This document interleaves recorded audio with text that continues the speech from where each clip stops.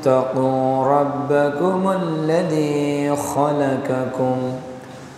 خلقكم من نفس واحدة وخلق منها زوجها وبث منهما رجالا كثيرا ونساء واتقوا الله الذي تساءلون به والأرحام إن الله كان عليكم رقيبا يا أيها الذين آمنوا اتقوا الله وقولوا قولا سديدا يصلح لكم أعمالكم ويغفر لكم ذنوبكم ومن يطع الله ورسوله فقد فاز فوزا عظيما أما بعد فإن خير الحديث كتاب الله وخير الهدي هدي محمد صلى الله عليه وسلم وشر الأمور محدثاتها وكل محدثة بدعة وكل بدعة ضلالة وكل ضلالة في النار وقال تعالى أعوذ بالله من الشيطان الرجيم بسم الله الرحمن الرحيم ولن ترضى عنك اليهود ولا النصارى حتى تتبع ملتهم إلى الآخر الآية প্রশংসা আল্লাহ রাব্বুল আলামিনের জন্য যার ঐকান্তিক মেহেরবানিতে আজকের এই জুমার খুতবা ও সালাত আদায়ের উদ্দেশ্যে দুনিয়াবি ব্যস্ততা থেকে ফারাগ হয়ে ত্রিমোহনী নদীর উত্তরপাড়া জামে মসজিদে আমরা উপস্থিত হতে পেরেছি। যে আল্লাহ রাব্বুল আলামিন আমাদেরকে আসার সুযোগ দান করেছেন, কৃতজ্ঞতা আদায় করছি আলহামদুলিল্লাহ। দরুদ ও সালাম বিশ্ব মানবতার মুক্তির দূত, মহাবিপ্লবের মহানায়ক মুহাম্মদুর রাসূলুল্লাহ সাল্লাল্লাহু আলাইহি ওয়াসাল্লামের প্রতি। আজ জুমার খুতবার আলোচ্য বিষয় মুসলমান ও ইসলাম ধ্বংসের নীল নকশা কিভাবে সমাজে বাস্তবায়ন হচ্ছে, এর এক নাতিদীর্ঘ তাত্ত্বিক বিশ্লেষণ করার চেষ্টা করব ইনশাআল্লাহুল আজিজ। রব্বিশরাহ লি সাদরি ওয়া ইয়াসসির লি আমরি ওয়াহলুল উকদাতাম মিন লিসানি ইয়াফকাহু কওলি। আল্লাহ রাব্বুল আলামিন মানুষকে পথ চলার জন্য বিধান দিয়েছেন, বিধানকে বাস্তবায়নের জন্য নবী পাঠিয়েছেন। আল্লাহর পক্ষ থেকে এই দুইটি জিনিস আমাদের জন্য চূড়ান্ত। রাসূল সাল্লাল্লাহু আলাইহি ওয়াসাল্লাম বলছেন, আমি তোমাদের কাছে দুইটি জিনিস রেখে চলে গেলাম।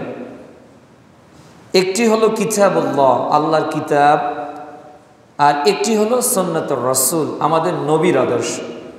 এই দুইটি হলো আমাদের পথ চলার চূড়ান্ত মানদণ্ড। এই পথকে বাধাগ্রস্ত করার জন্য যিনি আদম আলাইহিস সালাম এর জান্নাতের প্ররোচনাকারী ছিলেন, তিনি কিন্তু দুনিয়াতেও এখনো জীবিত আছেন। ইবলিস ইবলিস যে চ্যালেঞ্জ করেছিল আল্লাহর নিকট, যে বনু আদমকে সেজদা না করার অপরাধে আমি জান্নাত থেকে বিতাড়িত হলাম, এই বনু আদমকে আমিও জাহান্নামে নিয়েই প্রবেশ করব। এই যে চ্যালেঞ্জ করেছে, এই চ্যালেঞ্জ আদম আলাইহিস সালামের যুগেও চলমান ছিল, যার বাস্তবতা ঘটেছে কাবিল হাবিলকে হত্যা করে ফেলেছে। এর বাস্তবতা ঘটেছে নূহ আলাইহিস সালামের যুগে। মানুষকে বলেছে যে তোমাদের নবী নূহ তো চলে গেল, আরো অনেক আল্লাহর পক্ষ থেকে নবীরা তো চলে গেল, এখন তাদের মূর্তি তৈরি করো। তাদের মূর্তি যদি তৈরি করতে পারো তাহলে তোমাদের ইবাদতে আগ্রহ জন্ম নেবে। তারা শয়তানের প্ররোচনায় মূর্তি তৈরি করলো। পরবর্তী জাতিকে শয়তান বলল যে আসলে তোমার বাপদাদারা এই মূর্তিরই ইবাদত করত। অতঃপর পরবর্তী নবী ইব্রাহিম আলাইহিস সালাম, মুসা আলাইহিস সালাম, ঈসা আলাইহিস সালাম, যত নবী এবং রাসূল এসেছেন, শয়তান প্রতি সময়ে নতুন মোড়কে মানুষকে বিভ্রান্ত করেছে, যাতে মানুষ জান্নাতের পথে পরিচালিত হতে না পারে। আর জান্নাতের পথে বাধাগ্রস্ত করার জন্য শয়তান আমাদেরকে সরাসরি বাধা কখনোই দেয় না। কেউ যদি আপনার সামনে দাঁড়িয়ে বলে যে আমি শয়তান, তুমি এটা করো, আমরা করব? কোনো দিনও কিন্তু করব না। শয়তান যদি তার পরিচয় প্রকাশ করে, কোনো দিনও আমরা শয়তানের আনুগত্য করব না। তাহলে শয়তান এমন কিছু করবে যাতে আমরা বুঝবো না যে এটা শয়তান, অথচ আমরা তার অনুসরণ করব। আমরা সূরা ফাতিহার শেষে আমিন বলি। সহিহ বুখারী প্রথম খণ্ড কিতাবুস সালাতের 782 নম্বর হাদিস, রাসূল সাল্লাল্লাহু আলাইহি সাল্লাম বলছেন, ইমাম যখন আমিন বলে ফাকাল আমিন, অতঃপর তোমরা আমিন বলো। যার আমিন ইমাম এর আমিনের সঙ্গে মিলে যাবে, গুফিরা লাহু মা তাকাদ্দামা মিন যামবি, তার অতীতের যত গুনাহ আছে আল্লাহ এটা মাফ করে দিবে। সুবহানাল্লাহ। তাহলে এক আমিনের কারণে গুনাহ কি হয়ে যায়? মাফ হয়ে যায়। ইবনে মাজাহ, তিরমিজিতে হাদিস এসেছে যে শয়তান, ইহুদিরা সবচেয়ে বেশি রাগান্বিত হয় যখন আমরা উচ্চস্বরে আমিন বলি। তাহলে আমাদের আমিন শুনে ইহুদিদের গাত্রদাহ শুরু হয়। কেন? এর আগের আয়াতে আমরা দোয়া করতেছি গায়রিল মাগদুবি আলাইহিম, আল্লাহ যারা মাগজুব তাদের পথ যাতে আমি না চলি তাদের পথে, ওয়ালাদ-দাল্লিন যাতে পথভ্রষ্ট তাদের পথেও যাতে আমি না চলি। এই দুই পথ থেকে আমরা আল্লাহর নিকট রক্ষা চাই। সব মুসল্লি যখন আমিন বলে, ফেরেশতারাও তখন আমিন বলে। কাজী শয়তান চায় না যে আমরা তাদের পথ থেকে আল্লাহর পথে চলি। এজন্য আল্লাহ রাব্বুল আলামিন বলছেন সূরা ইনসান, সূরা অপর নাম সূরা দাহার, অধ্যায় ৭৬ আয়াত ৩, আল্লাহ তাআলা বলছেন, ইন্না হাদাইনাহুস সাবিলা ইম্মা শাকিরা ওয়া ইম্মা কাফুরা। আল্লাহ তাআলা পথ দেখিয়ে দিয়েছেন আমাদেরকে যে কোনটা এই দুনিয়ার জীবন থেকে জান্নাতের পথে চলে গেছে আর কোনটা জাহান্নামের পথে। দুটাই আমাদের সঙ্গে স্পষ্ট। ইম্মা শাকিরা, আমরা কৃতজ্ঞ হতে পারি, ও ইম্মা কাফুরা, আমরা পথভ্রষ্ট হতে পারি। আল্লাহ তাআলা বলছেন সূরা বাকারা অধ্যায় ২ পারা ২ আয়াত ২০৮ এবং আয়াত ১৬৮, ওয়ালা তাত্তাবিউ খুতুওয়াতিশ শাইতান, শয়তানের পদাঙ্ক অনুসরণ করো না। শয়তানের পথ জান্নাতের পথ নাকি জাহান্নামের পথ? আমরা সবাই জানি শয়তান যে রাস্তা দিয়ে চলে, ওই রাস্তায় যেই হাঁটবে সেই কোথায় যাবে? জাহান্নামে চলে যাবে। আল্লাহ তাআলা বলছেন এই শয়তান মানুষের প্রকাশ্য শত্রু। এই শয়তান মানুষকে ধোঁকা দেয়। কিভাবে ধোঁকা দিবে? শয়তান মানুষকে ধোঁকা দিবে বিভিন্ন নীল নকশার মাধ্যমে। আমাদের পরিবারে, আমাদের সমাজে, আমাদের বাড়িতে, আমাদের অর্থনীতিতে, আমাদের বিবাহ নীতিতে, আমাদের পারিবারিক বন্ধনে এমন কিছু বিষয় ঢুকে গেছে ইতিপূর্বে যা আমরা মুসলমানরা কল্পনাও করতে পারি না যে এইগুলো আসলে বেধর্মীদের পরিচালনার এক একটা ষড়যন্ত্র। আমরা এই ষড়যন্ত্রগুলোর দুয়ার আজকে উন্মোচন করব আর আপনাদেরকে সতর্ক করব যে জাতি যাতে এর থেকে বিরত থাকে। সূরা বাকারা অধ্যায় 2 পারা 1 আয়াত 120-এ আল্লাহ তাআলা বলছেন যে ওয়ালান তারদ, তারা কখনোই রাজি হবে না, খুশি হবে না, আনকাল ইহুদা ওয়ালান নাসারা, ইহুদি নাসারারা তোমাদের প্রতি খুশি হবে না। কাদের প্রতি? আমাদের প্রতি। ইহুদি নাসারারা মুসলমানদের প্রতি খুশি হবে না, হাত্তা তাত্তাবিআ মিল্লাতাহুম, যতক্ষণ আমরা তাদের অনুসরণ না করি। আমরা যখন তাদের অনুসরণ করব তারা আমাদের প্রতি খুশি হয়ে যাবে, আর যখন অনুসরণ করব না তারা আমাদের প্রতি নাখোশ হয়ে যাবে, বেজার হয়ে যাবে। যতদিন তাদের নীতি মেনে চলেছে ততদিন কিন্তু তারা পানি ছেড়ে দেয়নি। যখন তাদের নীতির পরিবর্তন হয়েছে তারা বন্যা দিয়ে 8টি জেলাকেও তলিয়ে মেরেছে, তাই না? যখন আমরা নীতি নৈতিকতার কথা বলেছি যে মুসলমানদের অধিকার রয়েছে থাকার, তখন তারা 10 লক্ষেরও বেশি মায়ানমারের রোহিঙ্গা মুসলমানদেরকে বাই প্রেসারে বাংলাদেশে পাঠিয়ে দিয়েছে।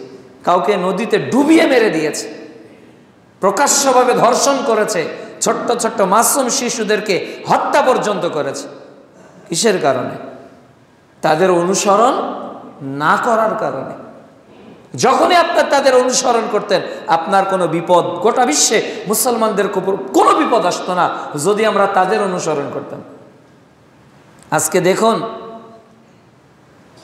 চীনের জিংজিয়াং যে প্রদেশটা আছে, এই জিংজিয়াং প্রদেশে উইগুর যে মুসলমানরা আছে তাদেরকে একেবারে কৃত্রিম কারাগার বানিয়ে রেখে দেওয়া হয়েছে। তাদের উপর অমানবিক নির্যাতন করা হচ্ছে। মুসলমান নারীদেরকে এমন মেডিসিন পুশ করা হচ্ছে যাতে তারা গর্ভধারণ ক্ষমতা হারিয়ে ফেলে। তাদেরকে উলঙ্গ করে বিভিন্ন সেলগুলোতে ধর্ষণ করা হচ্ছে, ক্রমাগত ধর্ষণ করা হচ্ছে। কেন করা হচ্ছে? কেননা তারা তাদের দলের অনুসরণ করবে না, তারা একটাই দলের অনুসরণ করবে, বিসমিল্লাহি আলা মিল্লাতি রাসূলিল্লাহ। অনুরূপভাবে আজকে সিরিয়ার দিকে তাকান, আজকে কাশ্মীরের দিকে তাকান, আজকে ফিলিস্তিনের দিকে তাকান, সব জায়গায় আমরা দেখব যে পৃথিবীতে মুসলমানদের উপর নির্যাতন এত কেন, নিষ্পেষণ এত কেন? কারণটা কি? মুসলমানরা যদি তাদের অনুসরণ করত তাহলে ফিলিস্তিনের মুসলমানদের উপর কোনো আঘাত আসতো? ফিলিস্তিনের মুসলমানরা যদি বলতো হে ইসরায়েলা আমরা তোমাদের অনুসারী হয়ে গেলাম, যদি কাশ্মীরের মুসলমানরা বলতো হে হিন্দুত্ববাদী রাষ্ট্র আমরা তোমার গোলামি স্বীকার করে নিলাম, যদি উইগুরের মুসলমানরা চীনা সরকারকে বলতো আমরা তোমার নীতি গ্রহণ করলাম, তাহলে কারা এতটুকু এত মর্মান্তিক নির্যাতনের শিকার হতো? কখনোই হতো না। আমরা শুধু এই ইতিহাসগুলো জানি, একটু ব্যথিত হই, কিন্তু বাংলাদেশেও যে তাদের পায়তারা চলছে এটা কিন্তু আমরা কল্পনাও করি না, আমরা ভেবে দেখি না। আমরা অতি অল্প সময় কিছু বিষয় বলার চেষ্টা করব। পারিবারিকভাবে ইহুদিরা আমাদের পরিবারে ঢুকে গিয়েছে আজ থেকে 50 বছর আগে, নাসারারা ঢুকে গিয়েছে আজ থেকে 40-50 বছর আগে আমাদের বাড়িতে, অ্যাজ এ মুসলিম ফ্যামিলিতে। কিভাবে ঢুকে গেছে? স্লোগানের মাধ্যমে। কিভাবে ঢুকে গেছে? বিবাহের মাধ্যমে। কিভাবে ঢুকে গেছে? সংস্কৃতির মাধ্যমে। কিভাবে ঢুকে গেছে? বিভিন্ন অ্যাপ্রোচের মাধ্যমে। কিভাবে ঢুকে গেছে? আধুনিকতার মাধ্যমে। কিভাবে ঢুকে গেছে? সভ্যতার মাধ্যমে। কিভাবে ঢুকে গেছে? শিক্ষার মাধ্যমে। কিভাবে ঢুকে গেছে? অর্থনৈতিক মাধ্যমে। কিভাবে ঢুকে গেছে? ইহুদিদের মাধ্যমে। আমরা একেবারে আপ টু বটম তাদেরই অনুসরণ করছি। কেবলমাত্র জুমার দিনে মসজিদ, 2 ঈদে ঈদগাহ, তারাবিতে মসজিদ দিয়ে আমরা নিজেদেরকে মুসলমান দাবি করি, আমাদের আপাতমস্তক তাদের অনুসরণ করছি। দেখুন পারিবারিকভাবে আল্লাহ তাআলা পারিবারিক বন্ধনে নারী পুরুষের মহব্বতকে কি করেছেন? দৃঢ় করেননি, শক্তিশালী করেছেন। সূরা রুম অধ্যায় 30 আয়াত 20 আল্লাহ তাআলা বলছেন স্বামী স্ত্রীর মধ্যে আল্লাহ তাআলা মহব্বত তৈরি করেছেন, ভালোবাসা তৈরি করেছেন। আজকে ভালোবাসা স্বামী স্ত্রীর মধ্যে বাড়ছে না কমছে? কমে গেছে। স্বামী কাছে সবচেয়ে একটা বোঝা হলো তার স্ত্রী, যে একই স্ত্রীকে কতবার দেখে। আর স্ত্রীর কাছে বোঝা হলো তার স্বামী। কেউ কাউকে শ্রদ্ধা করে না। কেন করে না? এই মেসেজটা তাদের মাথায় কে দিল? অথচ ইসলাম বলছে আল্লাহর পরে যদি নারীদের কাউকে সেজদা করার অনুমতি থাকতো, কার থাকতো? স্বামীকে সেজদা করতে আল্লাহ তাআলা নির্দেশ দিতেন। কিন্তু বাস্তবে কি হচ্ছে? স্বামী স্ত্রীকে দেখতে পারছে না, স্ত্রী স্বামীকে দেখতে পারছে না। এটা ওয়াজ আমি 45 মিনিট 1 ঘন্টাতে যতটুকু করব, তারা 365 দিনের বাকি ঘন্টাটা ওয়াজ করতেছে। যার কারণে আমার ওয়াজের ইফেক্ট স্বামীর উপর পড়বে না, স্ত্রীর উপরও পড়বে না। কেননা স্বামীকে ধ্বংস তারা করেছে, স্ত্রীকে ধ্বংস তারাই করেছে। দেখুন কিভাবে করেছে। আজ নারীদের একটা স্লোগান শেখানো হয়েছে। এটা শুরু হয়েছে 1970 সালের দিকে ভারতে। এই স্লোগানটা কিন্তু ভারতে, আপনি উইকিপিডিয়ায় সার্চ দিবেন, কিন্তু বাংলাদেশের সবার মুখে মুখে এই স্লোগানটা। সেটা কি? 2টি সন্তানের বেশি নয়। এটা আপনি মুখস্থ করলেন কিভাবে বলেন তো? না, আমরা সবাই জানি, শুনি না, আমিও জানি তো। 2টি সন্তানের বেশি নয়, একটি হলে ভালো হয়। আচ্ছা, এটা কি বাংলাদেশের কোনো রাষ্ট্রীয় স্লোগান? বাংলাদেশের কোনো গণস্বাস্থ্যের তৈরি করা স্লোগান না। এটা সর্বপ্রথম 1970 সালের পর ভারতের তৈরিকৃত একটা স্লোগান। তো এটা কিভাবে বর্ডার ক্লোজ করলো, কিভাবে বর্ডার অতিবাহিত করলো? এরপর 1980 থেকে 90 সালের মধ্যে আর একটা স্লোগান তারা বের করেছে। সেটা হলো কি? ছেলে হোক মেয়ে হোক একটি যথেষ্ট। তাহলে এই স্লোগানগুলো আজকে আমাদের পরিবারে, আজকে স্বামীদের মধ্যে, আজকে স্ত্রীদের মধ্যে আছে না নাই? দেখবেন যে আমার বাবার ভাই হলো 4টা, বোন হলো 3টা, 7-8 জন, আর আমরা হলাম আরো কম, আর আমাদের সন্তান আরো কম। আমরা 2টার বেশি নিতে চাচ্ছি না। অথচ এই স্লোগানটাই হলো ইহুদিদের, এই স্লোগানটাই হলো নাসারাদের। কোন মুসলমানদের বাড়িতে 2টা সন্তান কেন থাকবে? একটা সন্তান কেন থাকবে? আপনি ইহুদিদের স্লোগান মেনে নিলেন, খ্রিস্টানদের স্লোগান মেনে নিলেন, আর মুহাম্মদ সাল্লাল্লাহু আলাইহি ওয়াসাল্লাম স্লোগান দিলেন, ও আমার উম্মতেরা, যে নারী বেশি সন্তান দেয় তাকে বিবাহ করো। বিচারের মাঠে আমি আল্লাহকে দেখাতে চাই, আল্লাহ এই দেখো আদমের উম্মত কয়েকটা, নূহের উম্মত কয়েকটা, আর এই কোটি কোটি উম্মত হলো আমি একা, নবী আমারই। তাহলে মুহাম্মদ সাল্লাল্লাহু আলাইহি ওয়াসাল্লাম স্লোগান দিচ্ছে উম্মত তুমি সংখ্যা বাড়াও, আর ইহুদিরা নাসারারা বলতেছে তুমি সংখ্যা কমাও। তাহলে আমরা কার স্লোগান মেনে নিয়েছি, মুহাম্মাদের না ইহুদিদের? তাহলে আমাদের পরিবারে ইহুদিরা ঢুকে বসে আছে। আপনি তাহাজ্জুদের সালাত ঠিকই আদায় করতেছেন, কিন্তু আপনার স্ত্রীর জন্ম মা দেওয়ার ক্ষমতাকে আপনি বন্ধ করে দিয়েছেন। আপনি বন্ধ করে দিয়েছেন। আপনি মনে করতেছেন আপনার রিজিক কমে যাবে। আপনি মনে করতেছেন যে আপনার রিজিক কমে যাবে। আপনার রিজিক কমবে কি বাড়বে, এই খায়রিহি ওয়া শাররিহি মিনাল্লাহি তাআলা, এই তাকদিরে আপনার কি আছে আর আপনার সন্তানের কি আছে কে জানে? এটা তো আল্লাহ জানে। কোরআনের 2টি আয়াত, সূরা বনি ইসরাইল অধ্যায় 17 আয়াত 31 এবং সূরা আনআম অধ্যায় 6 আয়াত 51, আল্লাহ একই কথা বলছে। আল্লাহ রাব্বুল আলামিন বলছেন যে ওয়ালা তাকতুলু আওলাদাকুম, তোমরা তোমাদের আওলাদকে, সন্তানদেরকে কি করো না, হত্যা করো না। কিসের ভয়ে? খাদ্যের ভয়ে। খাদ্যের ভয়ে হত্যা করো না। সন্তান নিব না, কি করবে? সন্তান নিব না, সমস্যায় পড়বো, খবরদার। আল্লাহ বলছে খাদ্যের ভয়ে হত্যা করো না। কেন? নারযুকুহুম, আল্লাহ তাআলা বলছে যে আমি তাদের রিজিক দিয়ে থাকি। যে সন্তান আসবে তার রিজিক কে দিবে? আল্লাহ। এরপর বলছে ওয়া ইয়াকুম, এবং তোমারও রিজিক আমি আল্লাহ দেই। সুবহানাল্লাহ। তাহলে আমার আগত সন্তানের রিজিকের ব্যবস্থা কে করবে? যেমন আল্লাহ জীবিত সন্তানের ব্যবস্থা করেছে। এক নারী ডক্টরের কাছে গিয়ে বলতেছে যে আমার একটা বাচ্চা তো আমার পেটে আবার কনসেপ্ট হয়ে গেছে, তো আমি আমার কনসেপ্ট করা বাচ্চাটাকে মেরে ফেলতে চাই। এত ঘন ঘন বাচ্চা, শরীরের সমস্যা, বিভিন্ন কিছু বলছে। তখন ডক্টর বলছে, আচ্ছা ঠিক আছে, একটা কাজ করেন, আপনার কোলে যে সন্তানটা আছে এইটাকে আগে মেরে ফেলেন, এরপর পেটেরটা থাক, তাহলে আপনি আরও কিছুদিন অবসর পাবেন, আরও কিছুদিন রেস্টের সময় পাবেন। ওটা আসতে তো এখনও 4-5 মাস সময় লাগবে, কাজে যেটা কোলে আছে এটাকেই হত্যা করেন। বলতেছে না না না না না না, এই সন্তানকে হত্যা করা যায়? অসম্ভব, আমি পারবো না, আমি মা হয়ে এই আদরের সন্তানকে হত্যা করতে পারবো না। বলতেছে যেটা পেটে আছে ওটাও তো তোমার সন্তান।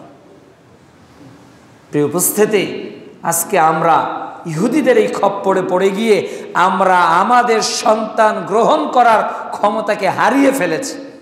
2 নাম্বার বিষয় হলো যে আজকে স্বামী স্ত্রীর মধ্যে মহাব্বত কমার অনেকগুলো কারণ আছে। এর মধ্যে গুরুত্বপূর্ণ একটি কারণ হলো স্বামীর মধ্যেও দিনের বুঝ নেই, স্ত্রীর মধ্যেও দিনের কোনো জ্ঞান নাই, দিনের জ্ঞান নেই। স্বামী স্ত্রীদের মুখে কয়দিন ভাতের লোকমা তুলে দিয়েছেন? যারা মা বোন আছেন তারা কয়দিন আপনার স্বামীর মুখে খাদ্য তুলে দিয়েছেন? মহব্বত হবে কিভাবে? 1 গ্লাসে পানি কয়জন স্বামী স্ত্রী খান? একই প্লেটে ভাত কয়জন স্বামী স্ত্রী খান? তাহাজ্জুদের সালাতে স্বামী স্ত্রীকে কয়জন জাগান আর স্ত্রী স্বামীকে কয়জন জাগান? গাছের আগায় পানি দিয়ে শিকড়ে লবণ দিলে যা অবস্থা, আজকে আমাদের স্বামী স্ত্রীর পরিবারগুলোতে অবস্থা একই রকম হয়ে গেছে। আগায় পানি দিয়ে তো লাভ নেই, গোড়া তো আমাদের কেটে ফেলেছে ইহুদিরা, ওরা তো কেটে ফেলেছে। ওরা বলছে তোমরা বাইরে চলে আসো, নারীরা তোমরা বাইরে চলে আসো,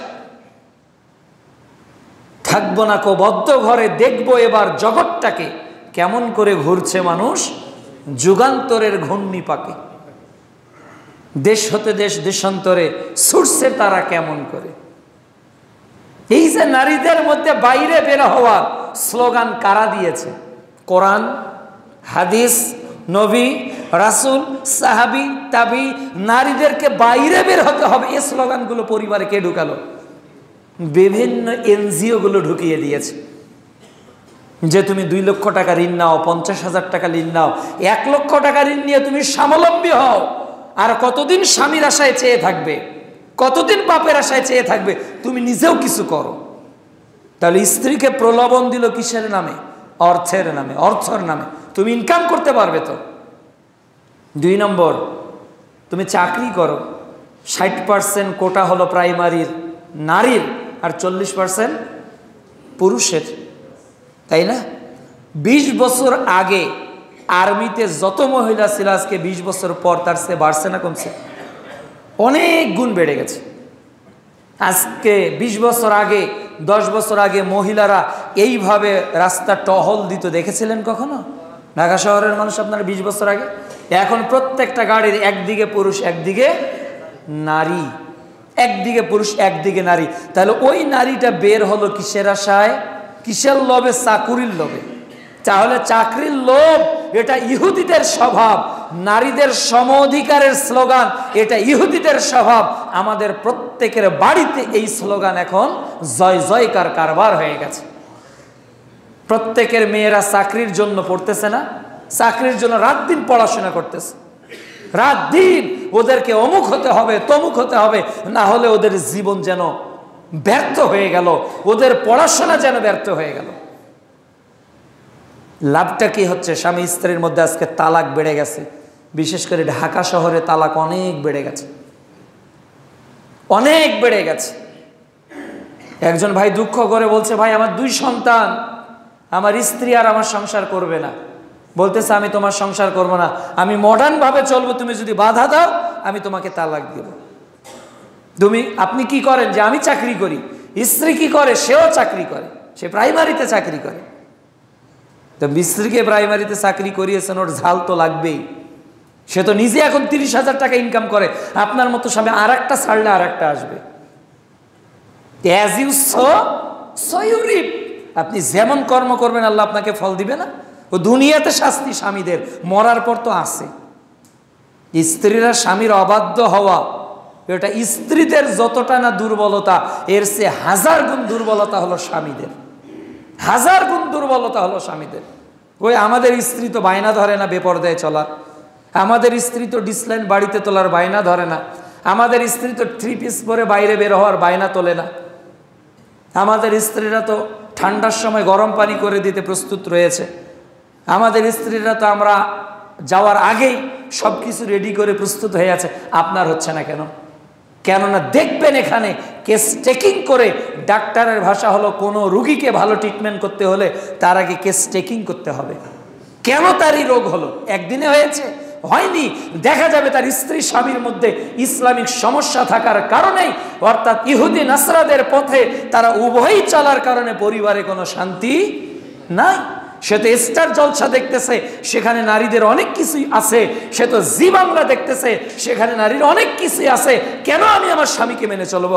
কেননা স্টার জলসায় একজন স্বামী আছে, কিন্তু হাজারো বন্ধু বান্ধব আছে না নাই? আছে না? প্রিয় উপস্থিতি, এইভাবে আজকে মানুষ সন্তান কম গ্রহণ করছে, স্বামী স্ত্রীর মধ্যে মহাব্বত কম হয়ে যাচ্ছে, কেননা পরিবার থেকে আজকে নারীদেরকে বের করা হচ্ছে। অথচ কোরআনে আল্লাহ তাআলা বলছে, সূরা আহজাব অধ্যায় 33 আয়াত 33, ওয়াকরনা ফি বুয়ুতিকুন্না, তোমরা নারীদেরকে গৃহে রাখো, বাড়িতে রাখো। কে বলেছে? আল্লাহ তাআলা বলেননি যে কার কার নারীরা বাড়িতে থাকে, আর কার নারীরা প্রাইমারি হাই স্কুল কলেজের শিক্ষিকা, কার নারীরা সম অধিকারে নামা আর্মি পুলিশ বিজিবিতে চাকরি করতেছে। আল্লাহে আপনি চ্যালেঞ্জ করে বলতে পারি, তাদের পরিবারে কোটি টাকা থাকতে পারে, তাদের ঘরে এসি থাকতে পারে, লক্ষ টাকার বিছানা থাকতে পারে, কিন্তু তাদের পরিবারে আল্লাহর দেওয়া প্রশান্তির কোনো নেয়ামত নাই, কোনো নেয়ামত নাই। লাখ টাকার খাটে স্বামী একদিকে মুখ করে শুয়ে থাকে, স্ত্রী আর একদিকে মুখ করে শুয়ে থাকে। স্বামী কখনো স্ত্রীর হাতের খানা খেতে পারে না, স্ত্রীরাও কখনো স্বামীর হাতের খানা খেতে পারে না। কি লাভ এই জীবনের? কি লাভ এই টাকার? কি লাভ এই সংসারের?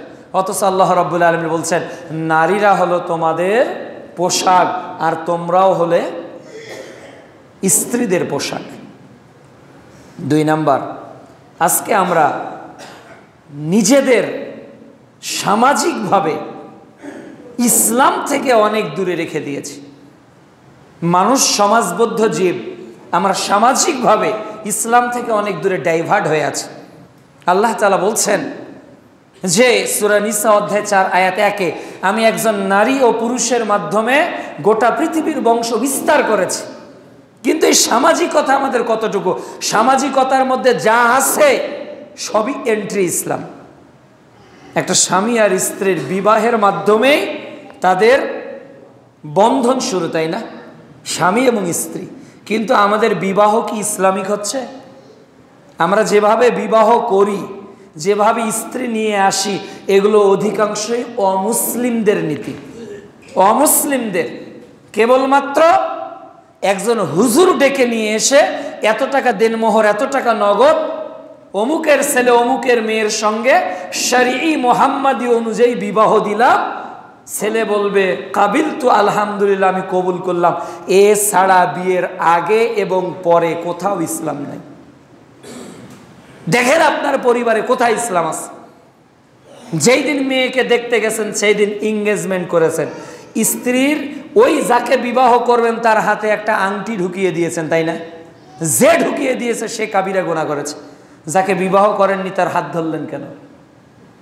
বলেন, আপনি তার হাত ধরলেন কেন? এটা কে শিখেছে? আপনি এঙ্গেজমেন্ট উইকিপিডিয়া সার্চ দেন, কারা এটার উৎপত্তি করেছে? আল্লাহ রসুল, আবু বকর, ওমর, ওসমান আলী, কে করেছে? দেখবেন ইহুদিদের কাছ থেকে এসেছে, খ্রিস্টানদের কাছ থেকে এসেছে, পাশ্চাত্যের সভ্যতা থেকে এসেছে। আল্লাহর কসম, এটা ইসলামিক কোনো সংস্কৃতি বা সভ্যতা নয়। ঢুকে গেছে কোথায়? মুসলমানদের বিবাহতে। গায়ে হলুদ, গায়ে হলুদের অনুষ্ঠান আমরা যেটা করি, এটা সম্পূর্ণ হিন্দুয়ানি অনুষ্ঠান, সম্পূর্ণ হিন্দুদের কাছ থেকে আসে। একজন মহিলা বসে আছে, তার খালাতো ভাই, মামাতো ভাই, চাচাতো ভাই তার গলে হলুদ দিয়ে দিচ্ছে, মিষ্টি আছে মিষ্টি খাওয়াই দিচ্ছে, তাকে 50, 100, 200, 500, 1000 টাকা দিয়ে চলে যাচ্ছে। হয় না এদিকে? এভাবে হয়। আবার গায়ে হলুদের অনুষ্ঠান আছে, মেয়ে পক্ষ ছেলে পক্ষের বাড়িতে যায়, ছেলে পক্ষ মেয়ে পক্ষের বাড়িতে আসে। এ সবই ইহুদি নাসারাদের, সবই ইহুদি নাসারাদের তরিকা। এই বিয়েতে অংশগ্রহণ করাই জায়েজ নয়, এই বিয়েতে অংশগ্রহণ করাই জায়েজ নয়। খাওয়া তো অনেক দূরের কথা, অংশগ্রহণ করাই যাবে না। তাআনু আলাল বিররি ওয়াত তাকওয়া ওয়া লা তাআনু আলাল ইসমি ওয়াল উদওয়ান, আল্লাহর কোরআনে স্পষ্ট বক্তব্য। সূরা মাইদার 2 নম্বর আয়াত, খবরদার যেখানে সীমা লঙ্ঘন করা হয়েছে ওই কাজে খবরদার তোমরা কেউ অংশগ্রহণ করে তাদেরকে সহযোগিতা করো না, বলেছেন আল্লাহ রাব্বুল আলামিন। আবার খালাতো ভাইয়ের গায়ে কে হলুদ মাখিয়ে দিচ্ছে? খালাতো বোন, মামাতো বোন, ফুফাতো বোন হলুদ মাখিয়ে দিচ্ছে। গায়ে হলুদের শাড়ি বাজারে কিনতে পাওয়া যায় না? এই শাড়ি কে তৈরি করলো? এই শাড়ি কেন মুসলমানদের মেয়ের গায়ে? চলছে কিসের নামে? সামাজিকতার নামে। এটা হলো সামাজিকতা, না হলে কি স্ট্যাটাস বনে? এলে ব্যাকডেটেড হুজুর এগুলো কি আলোচনা করে?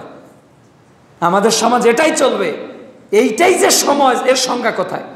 এইটাই যে সামাজিকতা, সংজ্ঞা লাগবে না? এইটা যে পাঞ্জাবি, এর একটা সংজ্ঞা লাগবে না? এইটা যে ফ্যান, একটা সংজ্ঞা লাগবে না? তুমি যে ওইটা সামাজিকতার দোহাই দিয়ে করছো, তো কোন কিতাবে লেখা আছে এটার নাম সামাজিকতা? দেখাও দেখি, কোন কিতাবে লেখা আছে এটার নাম সামাজিকতা? ওটা আজাজিল শয়তান ছাড়া অন্য কোনো কিতাবে এটা খুঁজেই পাবেন না। ওটা বাইবেলে খুঁজে পাওয়া যাবে না, ওটা ত্রিপুটকে খুঁজে পাওয়া যাবে না, ওটা মহাভারতে খুঁজে পাওয়া যাবে না, ওটা পাওয়া যাবে শয়তানের কিতাবে। ওটা মানুষ, সভ্য মানুষের কিতাবে খুঁজে পাওয়া যাবে না। এরপর দেখেন আপনারা, আমরা বিয়েতে কি করতেছে? 7 দিন ধরে গান বাজনা চলছে, 7 দিন ধরে। ওটা আধুনিকতা, এর নাম কি? আধুনিকতা। কার বিয়েতে হচ্ছে না? বাবা মা, ছেলে, দাদা দাদি, নানা নানি সবাই নাচছে। দুলাভাই এসেছে নাচানাচি করার জন্য শালিদের সাথে, সবাই ভিজছে। শালির গোসল দুলাভাই করাচ্ছে, আবার ছেলের গোসল করাচ্ছে চাচাতো মামাতো বোন। এর চেয়ে নির্লজ্জ, এর চেয়ে বেহেয়াপনা মুসলমানদের সামাজিকতার নামে আর কি হতে পারে? আজকে পরিবারগুলোতে এটা ঢুকে গেছে। ইসলাম ধ্বংসের নীল নকশা এভাবে তো সমাজে বাস্তবায়ন হচ্ছে। শুধু তাই না, আজকে বিউটি পার্লার আছে না? বিউটি পার্লারে কি একটা নারী সেজে আসতেছে? কখন সাজে? সকালে গেছে, বিবাহ এশার পর। তাহলে ওর জহরের সালাত নেই, ওর আসরের সালাত ওর উপর ফরজ না, মাগরিব ফরজ না, এশা ফরজ না। যে মহিলা বিউটি পার্লারে সাজতে গিয়ে জহর কাজা করে, আসর কাজা করে, মাগরিব কাজা করে, এশা কাজা করে, ওই মহিলাকে বিবাহ করা হারাম। আল্লাহ রাব্বুল আলামিন বলছেন, হে পুরুষেরা, যারা মুশরিক, যারা মুশরিক নারী তাদেরকে তোমরা বিবাহ করো না। হে মহিলাগণ, যারা মুশরিক পুরুষ তাদেরকে তোমরা বিবাহ করো না। মুশরিক কে?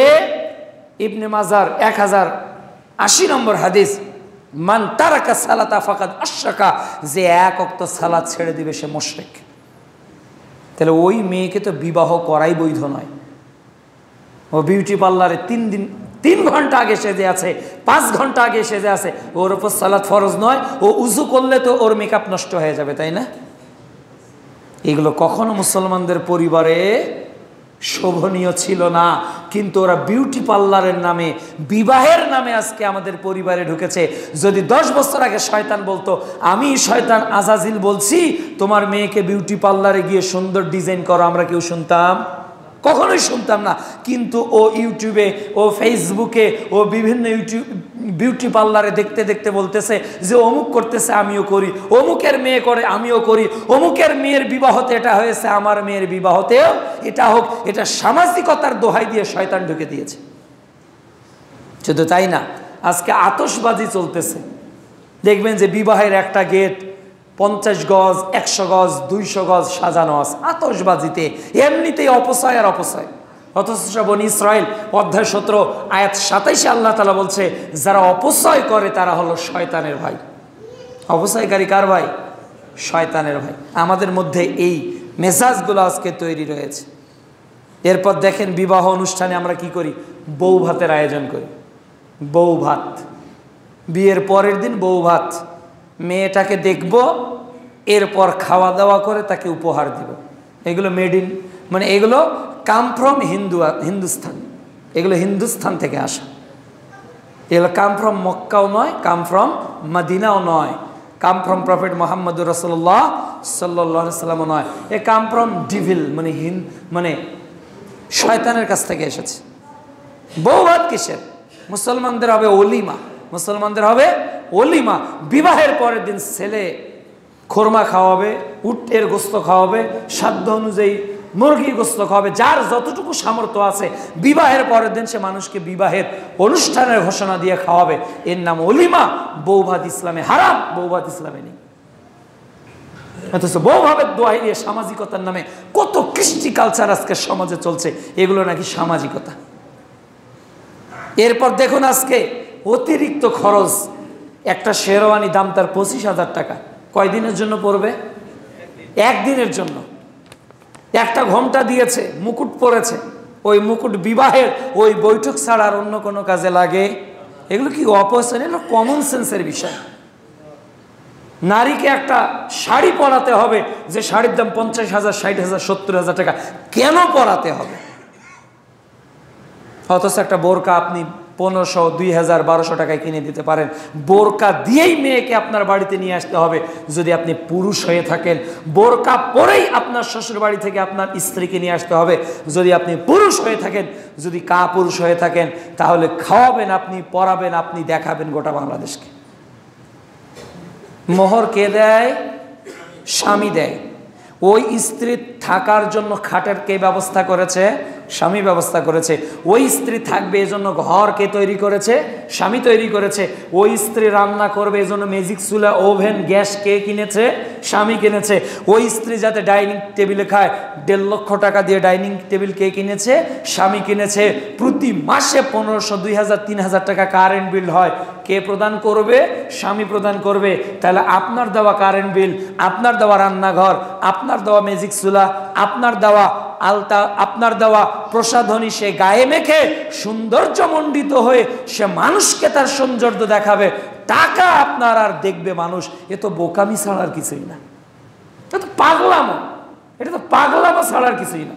আমার স্ত্রীকে মানুষ দেখবে মানে, আমার মেয়েকে মানুষ দেখবে মানে, আমি সম্ভ্রান্ত পরিবারের লোক। আমার স্ত্রীকে মানুষ কোশ্চিন কালেও দেখতে পারে না, আমার মেয়েকে মানুষ কোশ্চিন কালেও দেখতে পারে না। কেন? আমি সম্ভ্রান্ত পরিবারের, আমি সম্ভ্রান্ত পরিবারের। এখানে চট করে একটা কথা আপনাকে বলি। 71 সালে আমরা একটা সঙ্গীত গাওয়া শুরু করেছি, রবি ঠাকুরের লেখা সঙ্গীত, যা লেখা হয়েছে বঙ্গভঙ্গ 1905 সালে। সেই সময়ের সঙ্গীত কি করে স্বাধীনতার জাতীয় সঙ্গীত হয়ে গেল, তাই না? কিন্তু রবি ঠাকুরের আর একটা ইতিহাস আমাদের জানা নেই।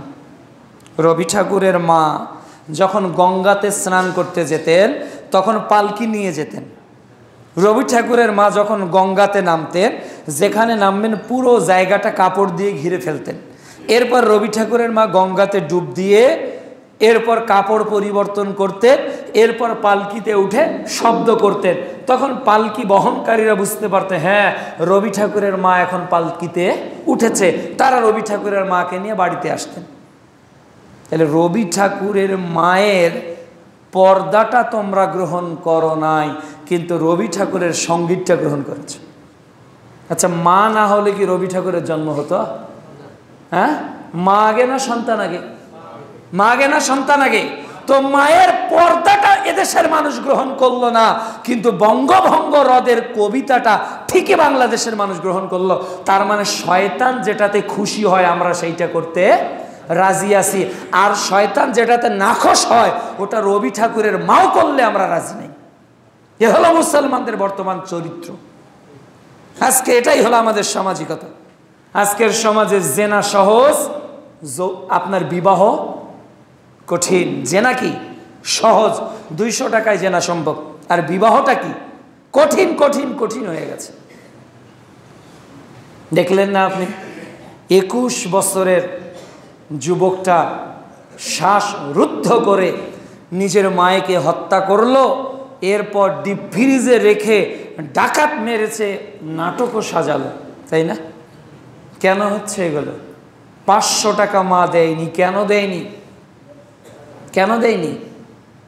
তার গার্লফ্রেন্ড রয়েছে, তাই না? তার সম্পর্ক আছে। মা জানতো না গার্লফ্রেন্ড আছে?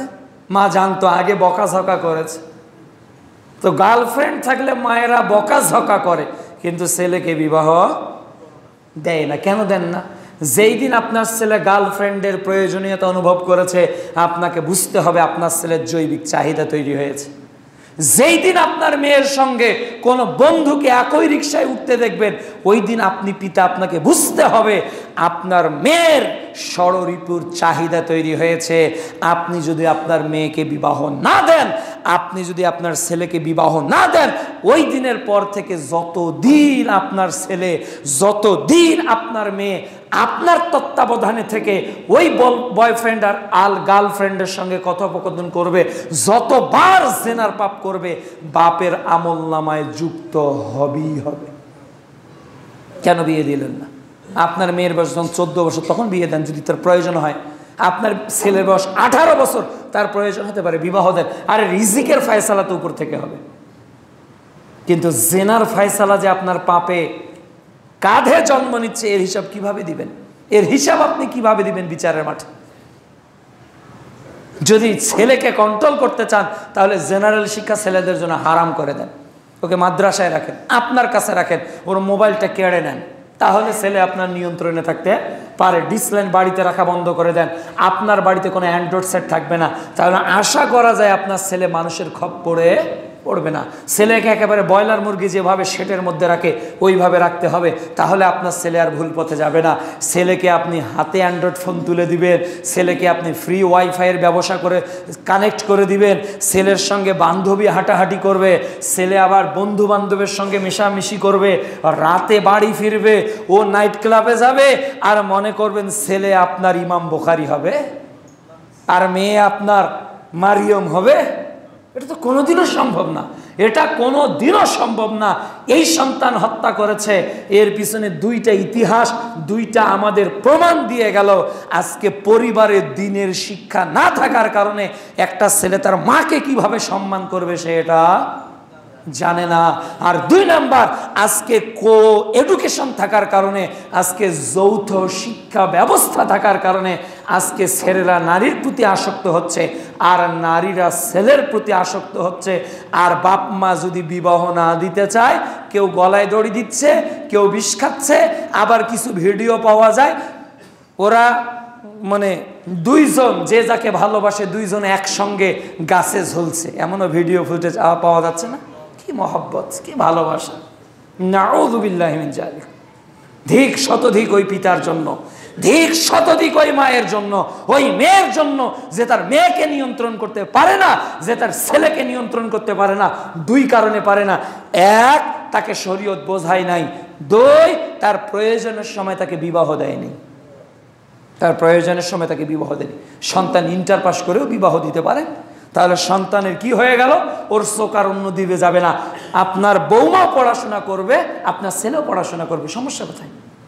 সমস্যা কোথায়? তখন বলবে না না না না না না না, লোকে কি বলবে, সমাজ কি বলবে, মেয়ের বাপ বলবে, ছেলে তো এখন কিছুই করতে পারে না। থাক, ওরা যখন পায়ে দাঁড়াবে, ছেলের যখন চাকরি হবে, তখন ওদের বিবাহ দিব। এতদিন কি করবে? ওরা আসা যাওয়া করুক, ওরা একসঙ্গে গ্রুপে স্টাডি করুক, তাতে কোনো সমস্যা নাই। নাউযু বিল্লাহি মিন যালিক। এটা কি সমাজ? এটা তো আইএমএ বর্বরতার যুগ, এ তো জাহেলের যুগ। ফেরাউনের যুগে এটা ছিল না। বাংলাদেশে যেটা আছে এটা ফেরাউনের যুগেও ছিল না।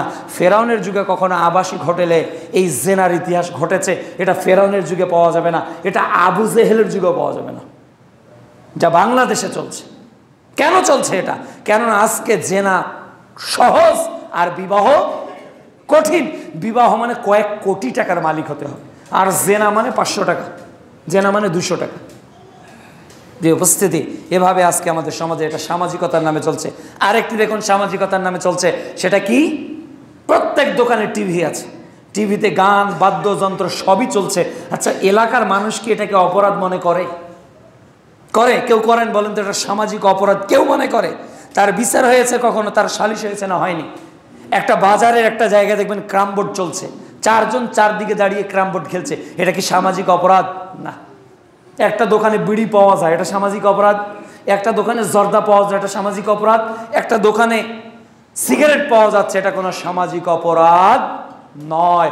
কিন্তু আব্দুর রহমানের বাড়িতে যদি টয়লেটের একটা লাইন প্রকাশ্যভাবে খুলে দেওয়া হয়, আর সেফটি ট্যাঙ্কি না থাকে, দুর্গন্ধ যদি ডানে বামে সামনে পিছনের বাড়িতে চলে যায়, তাহলে মানুষ তাকে বয়কট করবে কিনা?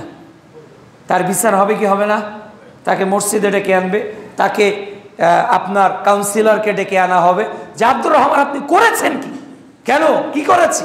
এই যে টয়লেটের লাইট প্রকাশ্যভাবে দিয়েছেন, কোথায় দিয়েছি? আপনার জমিতে কেন দিয়েছেন? পরিবেশ দূষণ হচ্ছে না? তো সামান্য মানুষের একটা ময়লা, একটা টয়লেট, একটা পায়খানা, ওটা উঠানে পড়ে যদি সেফটি ট্যাঙ্কি না থাকার কারণে পরিবেশ দূষণ হয়, এই পরিবেশ দূষণের কারণে কি হতে পারে?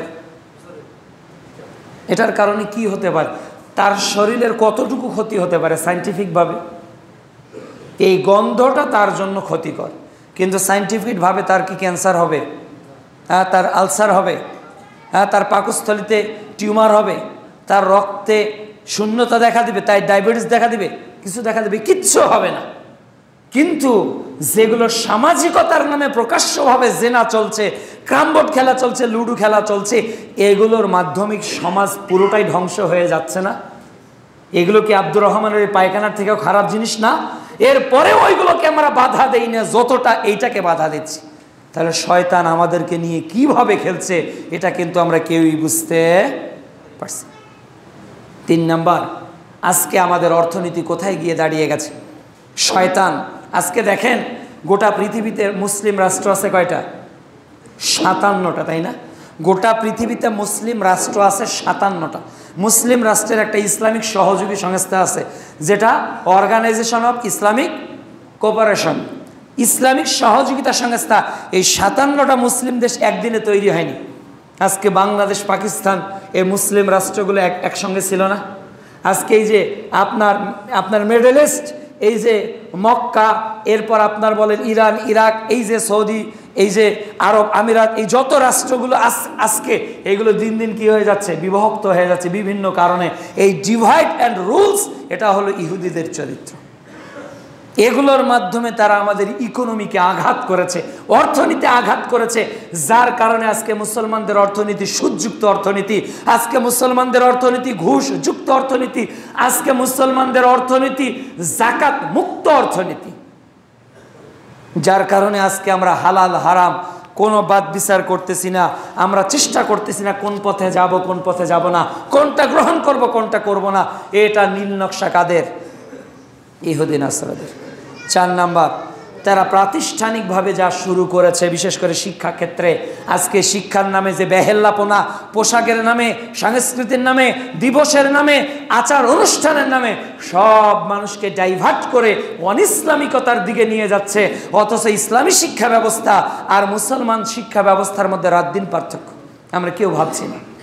অনুরূপভাবে আজকে দিবসের কোনো বাংলাদেশে শেষ নেই। কত দিবস, একগুলো দিবস চলে গেছে 16 বছরে, আবার নতুন দিবসের উত্থান কিন্তু তৈরি হচ্ছে না?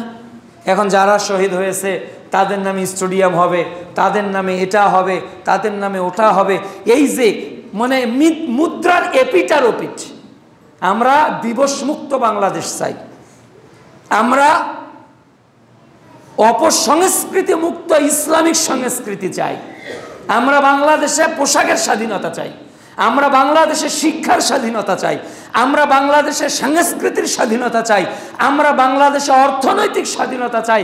আজকে অর্থনীতি ইহুদিদের হাতে বন্দী, আজকে পোশাকের অপসংস্কৃতি খ্রিস্টানদের হাতে বন্দী, আজকে বাংলাদেশের শিক্ষা ব্যবস্থা পাশ্চাত্যের শিক্ষা ব্যবস্থা, আজকে বাংলাদেশের আইন যত আছে সব ব্রিটিশ আইন দ্বারা পরিচালিত।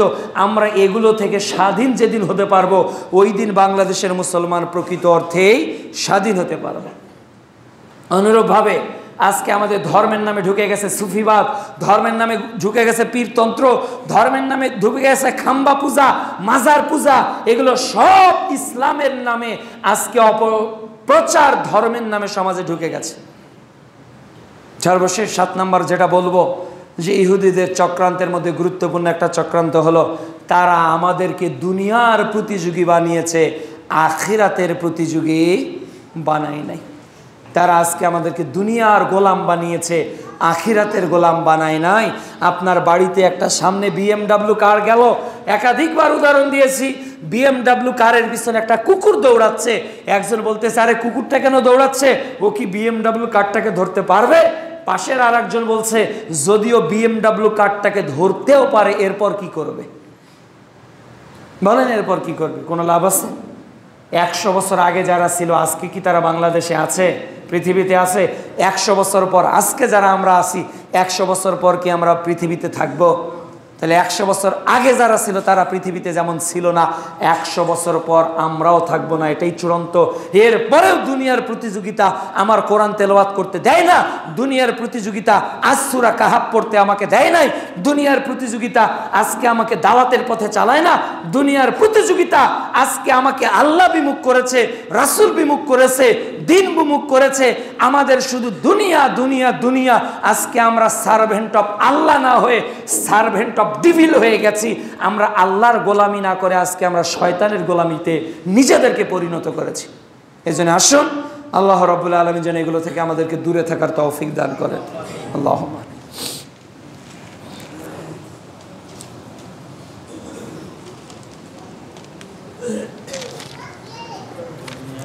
আলহামদুলিল্লাহি ওয়াহদাহু ওয়াসসালাতু ওয়াসসালামু আলা মান লা নাবিয়্যা বা'দা ওয়া আলা আলিহি ওয়া সাহবিহি আজমাইন ওয়া মান তাবি'আহুম বিইহসান ইলা ইয়াউমিদ্দিন, আম্মা বা'দ। প্রিয় উপস্থিতি, আল্লাহ রাব্বুল আলামিন